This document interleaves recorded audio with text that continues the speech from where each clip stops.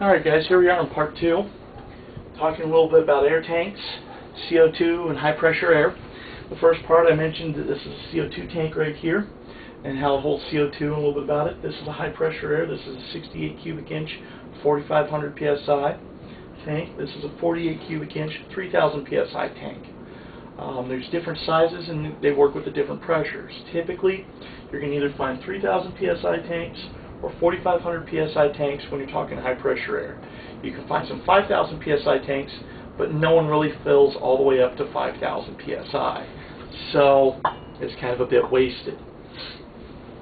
A few differences are on the tanks is like we have this one. This is a 68 cubic inch tank, just like this one, but it's only 3,000 psi, just like this one.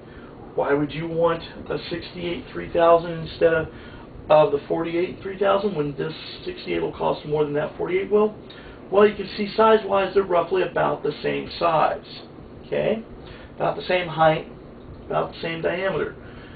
The regulator, just like this, right here, would also be on this one. I just don't happen to have a regulator on it. I could easily take this regulator off and put it on there. But they're both roughly the same size, because this is pure aluminum, or in some cases even steel, which is why we call them steely tanks. This is different because it uses aluminum as a liner, but then it's wrapped up, and in this case, with fiberglass, and in the case of the other one here, carbon fiber, wrapped up with fiberglass. The fiberglass or the carbon fiber allows for the same strength, but a lighter weight. Makes it a lot easier for everybody in weight. You can typically buy these tanks for brand new, $40, $50, something along those lines. These ones will cost you more, but you're saving yourself the weight on this if you buy these. That's why I would recommend you buy one of these over one of these. This is a 45 cubic inch tank at 4,500 psi. So it's going to be about the same size as this one right here, this 48 tank. In fact, I'll even show you. Here it is side by side. The tank itself is actually on this 45 is a little bit smaller, both in diameter and in height, but it's going to hold 4,500 psi. So between these two tanks, this one right here is going to get more shots than this one. Okay. I have some other 68 45 tanks I can show you, but another thing I want to do is I want to go into the regulators and talk a little bit about the regulators that are on these air tanks. The regulators are going to drop your pressure down from whatever's in the bottle down to 850 psi.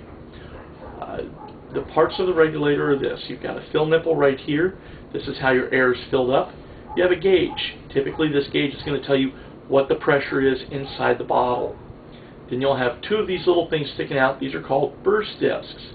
In the case, one of them, in this case it's this one right here, is if the pressure inside your bottle gets too high, and this is a 7.5 K, meaning 7,500 burst disc. If the pressure gets to 7,500 pounds per square inch or higher, it's going to blow out. So that's going to keep the bottle safe. It's going to keep you from having everything safe.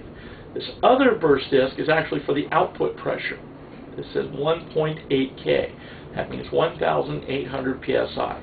If the pressure coming out of this bottle goes over 1,800 psi, it's going to blow this burst disc. It's going to keep your equipment safe. All right? That's the big reason for both of these burst discs. Now I'm going to show you one other thing here, talk to you about this. This tank, you'll notice it's got red, this is all red, and this is blue, red as well. It's a red sticker, and this is red.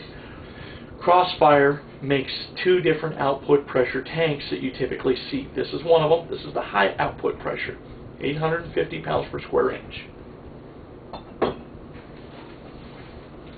This is a 68 45 tank, also with a crossfire regulator, but in this case it is blue sticker and a blue part on the body. This is 4,500 psi output pressure. Now, not all the other ones you can say that about, but with Crossfire, that's what they did. They wanted to make it so you could tell high output pressure and low output pressure. So they made blue ones low output pressure and the red ones high output pressure. Again, it has all the same things. This is the Pure Energy. Remember, we looked at it earlier. It's got all the same stuff to it. It's also a high output pressure. It's not that they have a different color, although I think I've heard of some using different colors. But typically all their regs are higher output pressure. But it's got your fill nipple, it's got your gauge for your pressure, and it's got your two burst discs, the low and the high. Okay.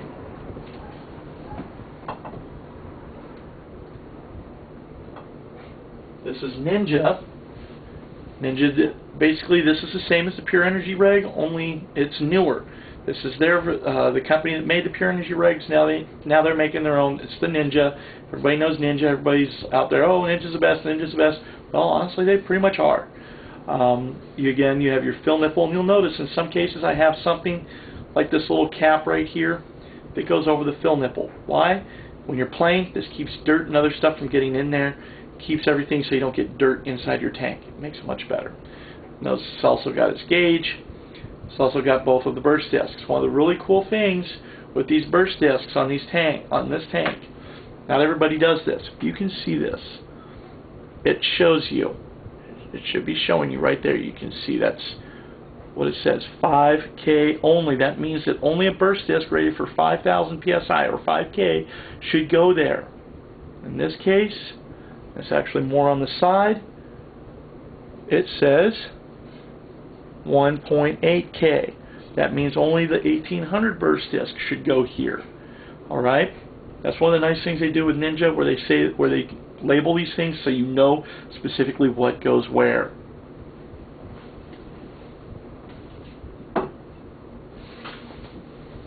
This is an older tank. It's NitroDuck. Older company. They made their regulators. You can see this one only has three things. It's got the fill nipple, again with a cover. It's got a gauge, and it has only one burst disc. This burst disc is a 7.5K burst disc. So all it's doing is it's telling when the pressure gets too high in here, that'll blow. It doesn't do anything about the pressure coming out from here. Now, the reason this is important is because if this has a problem, if this is dirty, you can actually get too much pressure coming out. Instead of 850 pounds per square inch, you can get 1,000 pounds, which isn't too much of a big deal, but it is. You can get 1,200 pounds per square inch. You can get 1,800 pounds per square inch. You can get 2,000 pounds per square inch. It doesn't matter. There's nothing here on this regulator to stop it from going too high. If it gets too high, it'll cause other parts on your paintball gun to break. Typically, the first thing to break would be the macro line, or if you're using steel braided line. They can only hold so much pressure. They're typically the first thing to break. But sometimes there's a fluke. They're able to hold it, and something else breaks in your gun. Typically, it would be the on-off that you screw your air tank into, or it could very well be the regulator that your air is going into. Okay?